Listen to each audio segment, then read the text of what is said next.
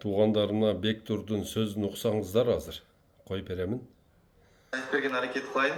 Биздин чоңдор бир кубаттап бир комментарий жазып койсун. Азыр базардагы акпа ундар бар го. Вот ошолорго чычкан апарып мынтип салсаң дагычы, чычкан тыпырчап качып кетет да ал жерденчи. Биз мындай элге ушундай кара таш тегинин унун сунуштайбыз, Бул туугандар мындай. Сразу эле айтып берейин да силергечи. Бир содагерибиз бар базарда, мишекте. Биз аларга поставка кылабыз. Алар ошо контейнерден мурда ток ауында туруп ишкен да. Анан кийин биз мына таштеги унду апарган замат ошо контейнерге чычкандар келип баштаптыр. Ал киши да таң калып айтып берип атат, Бектур, мен ушунча жыл иштейм, бир дагы чычкан келбеген. Сенин унуң апардым эле чычкандар келип баштады дейт да. Чычкандар келип баштады деген нерсе бирок сенин унуң сапатсыз деген нерсе эмес. Просто чычканга каршы дары жок мунун ичиндечи. Ошон үчүн эле бул чисто адамдар үчүн жасалган да, чисто натуральный. Бизде илгери оору Мына ушул Бектурдун сөзүнө кошумча кылып кетейин туугандар. Азыр генный инженерия ушундай будайдын сортторун чыгарып атат. Жанагы будайга мышыктын генин кошуп коюп атат да. Чычкандар келип жанагы мышыктын жытын, кадимкидей мышыктын бардык, мисалы үчүн мачасынын, сийдигинин, анын кыгынын жыты келип турат экен да, жанагы ундан. Ошон үчүн чычкан коркуп такыр жолобойт экен да. Мына азыр мына бизге белгилүү болгон ошол мамлекеттер, ун өндүргөн мамлекеттер бардыгы туугандар ушул жаңы урукка өтүп кеткен да. Мына ушул мышык жыттанган будайга чычкан келбегендиги үчүн жанагы мурда мисалы үчүн ошол чычкандарга каршы дарыларды иштетишкен, чычкандарга дары каршы ар кандай ыкмаларды иштетип унду ошол будайды сактатышкен да. Азыр болсо андай проблема жок экен. Бул ундарды, будайларды эч ким корбойт экен да. Жөн эле үстүнө бир зент жаап коюп, талаада турө берет экен. Эч нерсе болбойт экен. Чычкан тийбейт экен. Такыр. Ошол себептен туугандар мына чычкан жебеген унду биз жеп атабыз дагы. Ошон үчүн бизде туугандар мына биздин организмибизде көптөгөн мисалы үчүн реакциялар жүрүп, мына адамдардын мына тез жини келгени, бат ачууланып, баягындай кылып бири-бирин баягы койгулап жибергени, анан кийин чыдамсыздыгы, анан кийин мына ушул бирөөнүн мээнетин түшүнбөй, билбей, сындырып, мисалы үчүн кетип аткан ушулардын бардыгы мына биз жеп ичип аткан тамак аштарда. Бул бир гана унда эмес туугандар. Бул мына ушул башка мамлекеттерден келип жаткан генно-модифицированный бардык продукталарда, уруктарда. Мисалы үчүн дарбыз азыр бир урук менен келет, голландский, отургузасыңар, кийинки жылы уругун алып койсоңуздар, ал урук иштебейт. Ал бир эле жол жасалат да. Ага деген алар кандай гана өсүмдүктөрдүн, балким жаныбарлардын гендерин кошуп аткандыр, аны биз билбейбиз. Андан сырткары мына голландский бадырыңдар, ар кандай эмелер да. Анан кийин мына ушул роза гүлдөр. Роза гүлдөрдүн узак, мисалы үчүн бир жумалап, эки жумалап баягындай солбой турушу дагы бул дагы генный модификация. Анан кийин дары. Аны мына жаштар түшүнбөйт. Ошон үчүн туугандар мына азыр дүйнө жүзү акылмандар, мисалы үчүн чоң, мисалы үчүн комфортабельный үйлөрдөн, квартиралардан чыгып, менмин деген байлар айылга көчүп барып, мына өзүнүн подсобный хозяйство кармап, өзү кой кармап, өзү 5-6 гектар жерге будай айдап, өзү мисалы үчүн илгерки мурдагы мисалы үчүн чыныгы арбуздун, дарбыздын, чыныгы коондун, чыныгы помидордун уруктарын алып, таза уруктарды алып, ошолорду отургузуп, мына жаңы чыккан мисалы үчүн азыркы бизге келип аткан сорттордон отказ берип атышат да. Мына помидор эмне үчүн помидор бузулбайт? Мисалы үчүн китайский помидорлор келет, жерге бир чапсаң деле анын топко окшоп секирип турат.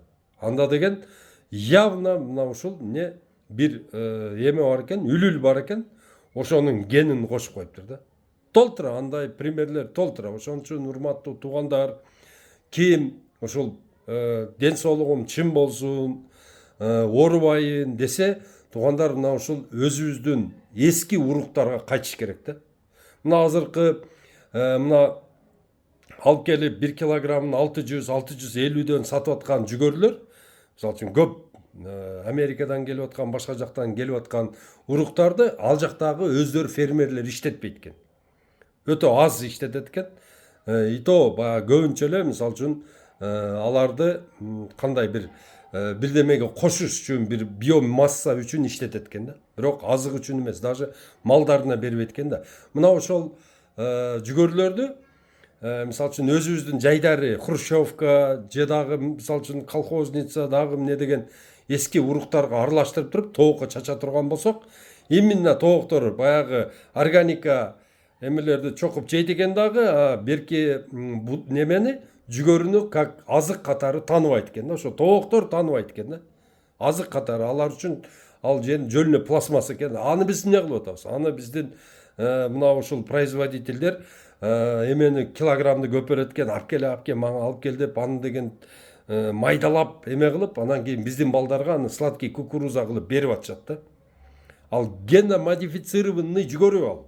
Ал деген эртеге биздин балдардын не психологиясына, ден соолугуна, мына ушул зрениясына, бардык мисалы эмесине влиять этет. Ошону бир түшүнүш керек. Тамак десе эле көп болсо, тамак көп болсо жакшы экен деп жей бербеш керек. Урматтууларым, тамак деген кичинекей чөйгүн тамак болуш керек. Анан ал тамак 100% органика болуш керек. Ар демени жей бербеш керек. Түшүнүңүздөрбү? Не нужно ходить с кем попало дейт, и не нужно кушать что попало дейт орустар. Мына бизге канчалаган мисалы үчүн психологдор, эмелер, коучтар, тигилер булар келип атат, а бирок алар туура тамактанууну эч бир элге үйрөтпөй атат да. Мына азыр кыргыз сегментинде мындай карап көрсөң, мына элдин баары эле мына ушул бодо малдын этин жейт да. Бодо малдын этин мисалы үчүн кыргыз такыр жеген эмес. Кыргыз жөн эле ушул сатып алды сатты, баягында разменный монета кылган. Башка элдер жеген. Кыргыз эли только койдун этин жеген. Койдун эти коргошун деп ичибизде бардык оорулардын бардыгын жок кылган. Азыр мисалы үчүн бир жериңиз ооруса, койдун мисалы үчүн таза куйругун алып туруп, ошол жерге неме кылып, шыбап, жанагыны таңып алсаңыз, эртеге чейин баягы жерде сууктан ооруп аткан болсо, же баягында созулуп калган болсо, бардыгын айыктырат. Мына ошон үчүн койдун этине өтүш керек кыргыз эли. Мына биздин жайыттарды дагы эмне талкалап атат? Мисалы үчүн баягы 400 килограммдан ашкан баягында чоң уйлар, чоң букалар баягы тебелегенде алардын буту ача болгондугу үчүн ошол инерция менен ошол эмени чөптү кымчып туруп жанагыны өлтүрүп коюп атат. Ал чөп кайра восстанавливаться этпейт, ал кургап калат. Жылкынын немеси болсо мындай талпагай болгондугу үчүн ага вес түшпөйт. Жылкы баксак болот. Анан кой багыш керек. Мына эки жаныбарга биз өтүшүбүз керек. Түшүнүңүздөрбү, урматтууларым? Эми бул жөнүндө кенен кесири ушул суроолор берсеңиздер комментарийлерди. Абдулла Ташиевич, мына картошка жөнүндө эмне дейсиз? Алма жөнүндө эмне дейсиз? Мына ушул бизге келип аткан мына ушул бардык продукталар боюнча эмне жөнүндө? Яшкина жөнүндө, Баян Сулуу, Рахат, Бабаевский, Кировский, мына бизге келип аткан бардык соктор, мына Добрый, Семейный деген жөнүндө бир мындай айтып бер десеңиздер, туугандар отдельный передача кылып туруп, күн түн болсо тагы айтып беремин. Ошон үчүн ушул передачаларды өткөрүп бербес үчүн туугандар сөзсүз түрдө подписка басып туруп, туугандар ушу эмеге жөн эле мисалы үчүн бир мындай лайк коюп койгула. Салам деп канчалык комментарий көп боло турган болсо, ошончолук ушул интернет ушуну жайылтууга жардам берет экен. Мына ушул информация канчалык жайылган болсо, ошончолук биздин элибиздин ден соолугу, саламаттыгы жакшы болот. Бул мен айткан сөздөрдү мына өзбек туугандарым жакшы түшүнөт, казактар түшүнүп атат, түркмөндөр, каракалпактар, мына татарлар, башкырлар жакшы түшүнөт. Мына бардыгыңыздарды айтамын, ден соолукта болуш үчүн туугандар сактаныш керек. Өзүңдү өзүң сактабасаң, Тугандар бирөө башка бирөө бизге эмне өзүнүн ден соолугун бербейт. Ошон үчүн бардыгыңыздарда да айтамын, ден соолукта болуш үчүн тугандар эң биринчиси мына көп кыймыл жасаш керек дагы, анан кийин таза тамак жеш керек. Ар нерсени жей бербегиле. Бул чипсы деген тугандар. Мына ушул баягы сладкий кукуруза деген мына биздин магазиндерде сатылып аткан продукталардын ичинен тугандар. Мына где-то бир 5-6 эле пайызы бизге не пайдалуу болбосо, калгандары бардыгы зыян. Көбүрөөк койдун этин жегиле. Мына сиздерге айтайын, кайнатып да жегиле, курдак кылып да жегиле, запекать этип жегиле, тандыр кылып тандырга баягындай кылып туруп кактап жегиле, шашлык кылып жегиле, койдун этин көп жегиле, май жегиле. Эртең менен тургандан кийин тугандар биз дароо эле эмне кофеге чуркайбыз. Кофе бул деген биздин ашказаныбызды полностью закислять этип таштайт. Окисление болот тугандар. Ошонун парты бар. Күнүгө ошол кофе иче берилгендердин парты жоголуп акыры болсо рак ооруларына барат. Эртең менен турганда тугандар мына сөзсүз түрдө животный жир, мисалы үчүн же сары май жегиле, же болбосо ошол куйрук жеңиздер. Бул деген бул ден соолукту калыбына келтирет. Биздин ашказандарыбызды полный майлайт тугандар. Түшүндүңүздөрбү? Анан кийин мына көбүнчө муздак суу ичпегиле тугандар. Сууну жылуураак ичкиле. Ооба набизге аябай муздак жагат да. Жок, жылуураак кылып ичкиле сууну. Муздак ичпегиле, муздактарыбызды жебегиле тугандар. Анан тугандар мына ушул эң эле жакшы эме бул мына уйкуну толук уктагыла.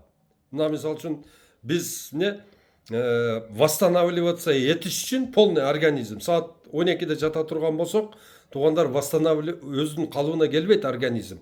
Мына куфтанды окуп бүткөндөн кийин эле ага чейин тугандар телефон 1 саат телефон карабай тургула. Анан кийин сразу жатып уктаңыздар тугандар. Бул эң жакшы болот силер үчүн. Эрте жатсаңыздар, эрте менен намазга кыйналбай турасыңар. Намазды окугандан кийин кичине китеп ачып, зикирлерди толтуруп, эме кылып, анан күн чыккандан кийин бир аз ифроди кылып уктап алып туруп, анан кийин башка жумуштарды аткарсаңыздар болот. Эгерде бир мекемеде иштесеңиз, сиз ушу уктай албайсыз да. Анан ошол дагы бир айтып кое турган нерсе тугандар, мына азыр мындай ушундай мезгил. Бул деген биздеги ошол кышта топтогон сууктарды чыгара турган мезгил да. Мына жөө көп баскыла, чыңайлак баскыла, колуңуздардан келишсе, тугандар кумга, топуракка барып көмүлүп, тердеп, акырын. Бирок дароо эле, мисалы үчүн баары эле анан көмүлүп албагыла. Акырын биринчи күнү мына тизеге чейин көмөсүздөр, экинчи күнү анан кийин белге чейин, анан үчүнчү күнү ошо толук мындай жатса болот да. Сразу барып эле бар жокту көмдүрүп албагыла. Бул деген акырын комплекстүү алыш керек. Анан тугандар ошол жайлоого көбүрөөк баргыла. Жайлоого барсаңыздар, жайлоонун күнү щадящий деп коет. Көп мисалы үчүн агрессивдүү эмес.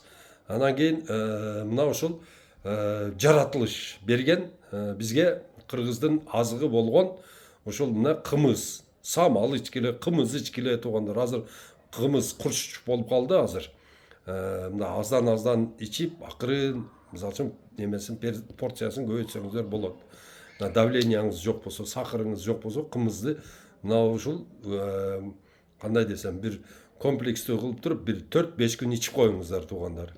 Так, анан мына ушул жайдын күнү көбүрөөк мисалы үчүн суусундук, ар кандай суусундук дегенде мына өзүңүздөр мындай ачтып, максым кылып алгыла. Же болбосо мына азыр жашылча жемиш бишип атат, жакшы органика, жакшы мисалы үчүн кара чие, мына ачуу гиластын эмесинен сахар салбай сонун компотторду коюураак кылып туруп көбүрөөк салсаңыздар, аябай даамдуу сонун компот чыгат. Компот ичкиле, өрүктөн мисалы үчүн свежий өрүктөрдү кайнаткыла, ошого мисалы үчүн үйдө түшүп калган алмаларды кошуп аралаштырып туруп компот жасап, компотту көбүрөөк жасап койгула. 20 литр, 30 литр компот жасап, мына эменин ордуна ушул суунун ордуна компот ичиңиздер. Өтө пайдалуу болот.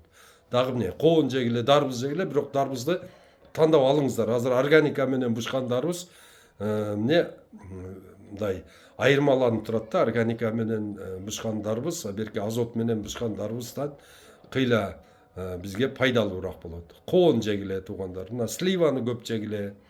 Эмне тапсаңар жегиле, только органика. Мына айылдыкын жегиле туугандар. Баягы коммерческий кылып, мышырып бирдеме кылып алып келип ептеп саткандардыкына жөн эле рахмат деп койгула туугандар. Мына эми туугандар, кыскача ушул жөнүндө айтып бердим. Мына суроолор болсо бергиле туугандар. Акырын жооп берип турабыз. Аман болуңуздар. Мына азыр намаз убакыты болду. Намазды окуйлу дагы. Эс алайлы.